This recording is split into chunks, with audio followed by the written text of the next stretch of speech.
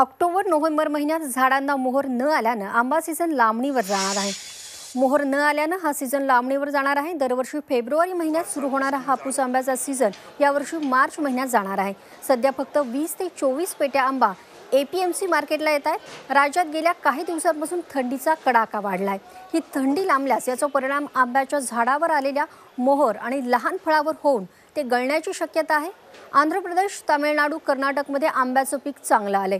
केरळमध्ये मात्र अवकाळी पावसामुळे आंब्याच्या पिकावर परिणाम झालाय। त्यामुळे या वर्षाचा आंबा सीझन कसा याचा अंदाज बांधणं कठीण आहे।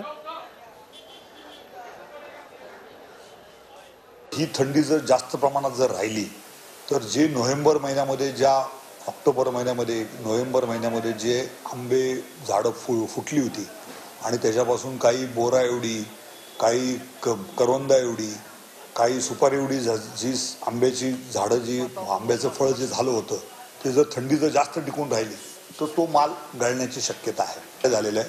फक्त केरळमध्ये अवकाळी पाऊस पडल्यामुळं तिथं आंब्याच्या पिकाला थोडासा मार बसलेला आहे, परंतु बाकी इतर राज्यांमध्ये सुद्धा सध्या आंब्याचं पीक चांगल्या प्रमाणामध्ये आहे। परंतु अजूनही आंबा किती प्रमाणात निघेल हे सांगायला अजून 1 महिन्याचा अवधी जावा लागणार आहे।